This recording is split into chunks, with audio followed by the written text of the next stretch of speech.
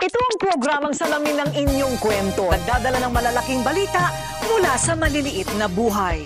Ako si Corina. Ako si Corina. Ako si Corina. Ako si Corina. At ito ang Rated K. Handa na ba kayo? Handa na ba kayo? Handa na ba kayo?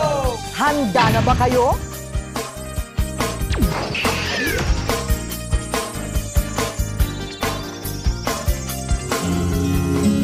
Walang maaaring pumalit sa ating ina.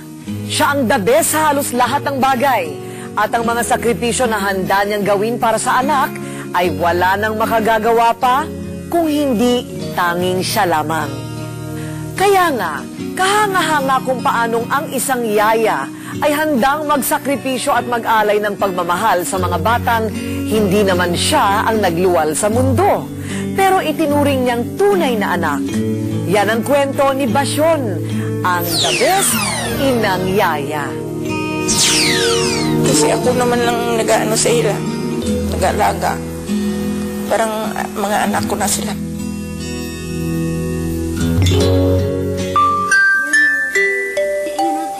The best magbigay ng pagmamahal ang isang ina. Walang kondisyon at alintana.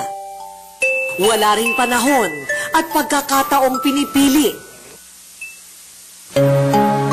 Pero ang magkapatid na Roro at Ryan Dacudaw ng Davao City, maging ang kapatid nilang si Camille na nasa ibang bansa, nakaranas ng pagmamahal at pag-aaruga na kahit galing sa ibang tao, may hahalin tulad sa ibinibigay ng isang tunay na ina. Hindi pala talaga kayo taga Davao, taga Silay kayo sa Negros. Apo, Paano kayo napadpad ng Davao? papunta ko dito ng Laulaya. Para mag-alaga? Mag-alaga sa ila. Okay naman sa inyo mag-alaga ng bata? Okay lang. Mahilig kayo? Opo. Taong 1978, nang magsimulang magtrabaho bilang yaya si Salvacion Porcel o Yaya Basyon.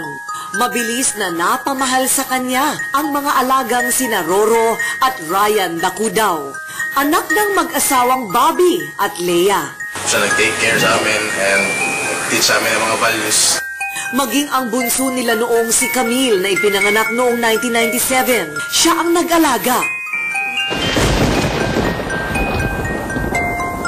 Pati daw yung mga paniniwala mo na kapag kumikidlat, kumukulog, magsisindi ka ng kandila. Oo, magsindi daw ng kandila. Mag-stop daw ang kidlat.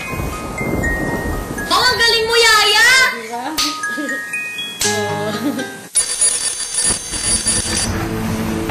Hello.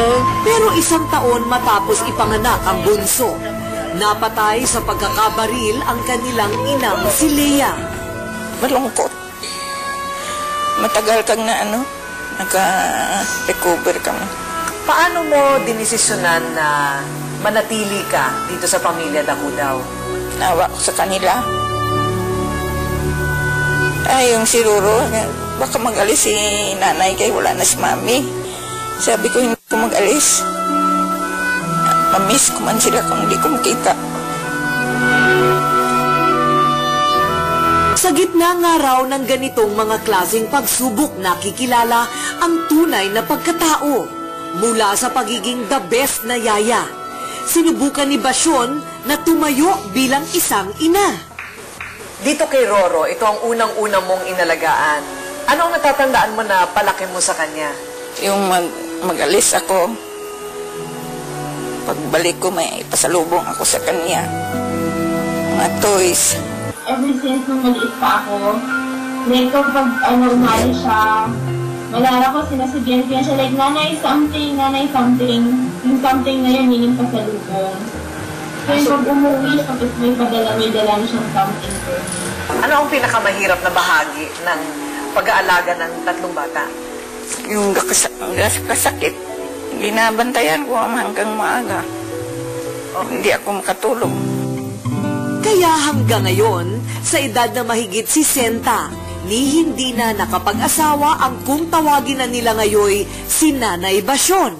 Dahil malalaki na ang mga alaga, sina Roro at Ryan, pawang may sarili ng buhay. At si Camille, nasa ibang bansa naman. Para sa pamilya Dakudaw, the best na yaya sa buong mundo, si Nanay Basyon. Ang pagmamahal mo sa kanila, parang pagmamahal na rin ng isang ina, no? Kasi ako naman ang nag-ano sa ila, nag-alaga. Parang mga anak ko na sila. So, Roro, paano siya bilang nanay at yaya all together? Instinctively, I lean on her now and times, especially mga younger years ko. So, mahal niyo siya? Yeah. Nay, bakit kayo naiiyak? Dali ako makaiyak. Madali ka mag-iyak? Pag silang dalawa na nagsasalita? Ha? Yeah. Pero alam mo naman, di ba, yaya, na mahal ka nila. Alam ko. O, kaya hindi mo na sila kailanman iiwan. Hindi. O, ayan, ang mga magnananay, di ba?